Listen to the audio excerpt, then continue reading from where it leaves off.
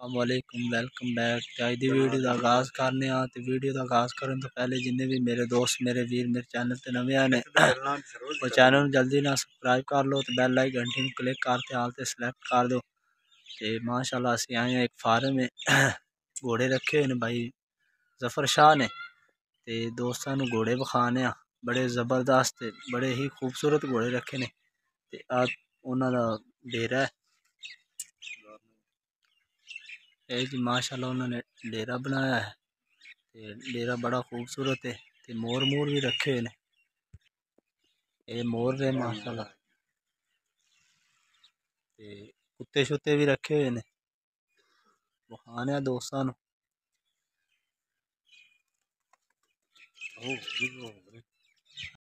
लो जी असी आ गए फार्म दे विच ते ए भाई ने इन्हां तो आप पूछांगे भी की खुराक पांदे ने चलने आप घोड़ियां दे कोले ते आप फार्म बड़ा जबरदस्त है चलने आप घोड़ियां दे कोले आ जाओ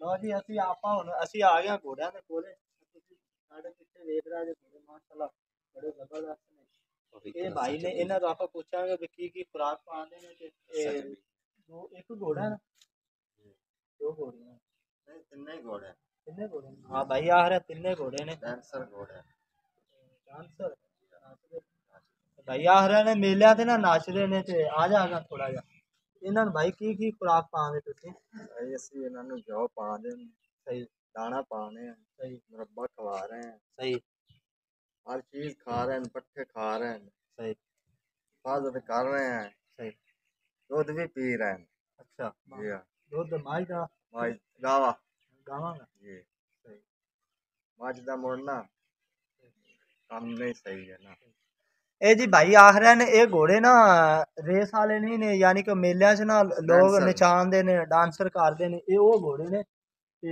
इन्हां ने खुराक दे रहे ने यानी कि मुरब्बे भी खवा रहे ने घ्यो भी ते दाने दूने भी ते बाकी चूरी खवा रहे हैं देसी घ्यो हाँ देसी घ्यो दी भाई आख रहे चूरी भी खवा रहे हैं ये खुद भी विचों खांदे होवन तुसीं खांदे हो हां विचों भी चूना चूना ला लैंदे ने क्यों क्यों इन्हां दा हक बनदा यार एक बंदा सारी दिहाड़ी मेहनत करे तो फिर वो आप ही ना खावे चलो आप ही डांसर करा दे उन्हें घोड़ा हां ये आप नचांदे ने फिलहाल इतना टाइम को नहीं असी थोड़े ना लेट आए अगर टाइम होंदा तो आप इन्हां भाइयों नु आखदे भी थोड़ा जिहा इन्हां नचा के डांसर का टाइम ओवर हो गया थोड़ा जिहा आप अगे चलने देखो जी असी हुण घोड़ियां दे थोड़ा करीब आ गए तो भाई माशाल्लाह क्योंकि असी नहीं करीब जा सकते क्योंकि ये तो फिर पट्ठे पुट्ठे पाते हैं तो इन्हों का ख्याल रखते हैं इन्हों कुछ नहीं आते तो आ घोड़ा तुम चेक करो माशाल्लाह ब्लैक कलर इनका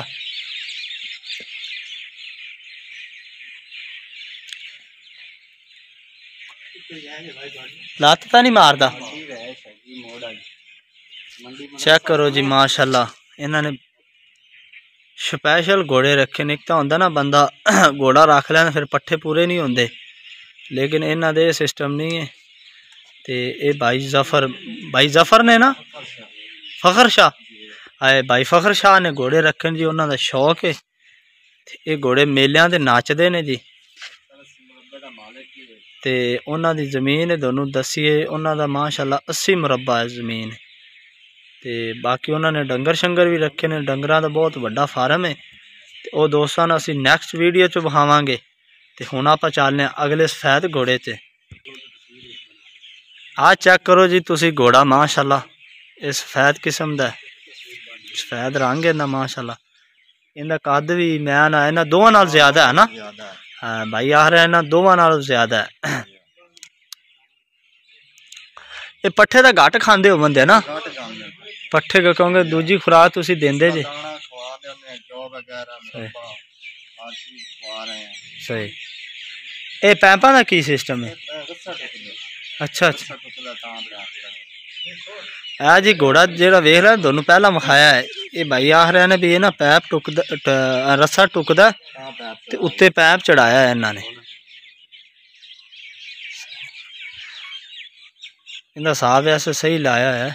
आदत वैसे ठीक नहीं है ना आदत सही नहीं पता नहीं खरे किमें पैगी आदत इनू बहरहाल घोड़ा पिछों दी आंदे ने अगों लियांदा घोड़ा ते पिछों है जो कोई बंदे सन उन्होंने संभालिया नहीं ते क्योंकि पशु नूं आदत भी ना उदों पैंदी है जदों पशु नूं आपां पट्ठे नहीं पांदे पूरे, फिर वो मारदा बेचारे तरले, जदों तरले मारदा फिर एवें आदत पैंदी पैंदी पैंदी फिर वो गिज जांदा। ते चलने आप अगले घोड़े ते अगला घोड़ा देखो तुसीं माशाअल्लाह। इस घोड़े का नाम है परवाना जी। परवाना सही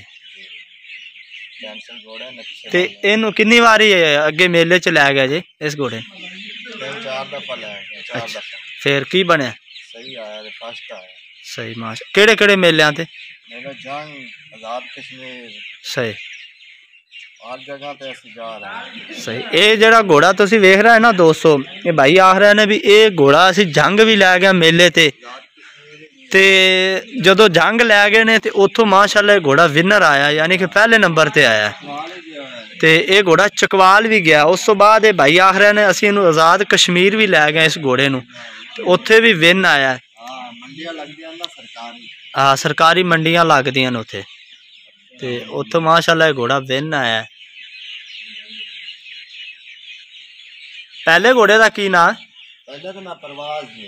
पहले का नाम परवाज है तो मुकद्दर यानी कि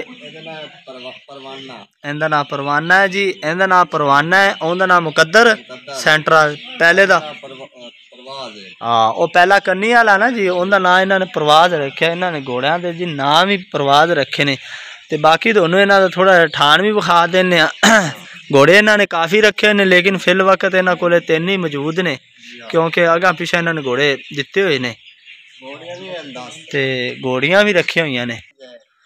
ते भाई आख रहे ने घोड़ियां भी इन्हों दी रखिया ने, क्योंकि घोड़िया के घोड़ियां नहीं रह सकदियां, तुहानूं पता है बंदियां दे विच माइयां नहीं रह सकदियां, इस वास्ते फिर इन्होंने ना घोड़िया भी लहदा रखा, क्योंकि तुहानूं पता घोड़े बड़े अथरे होंदे ने।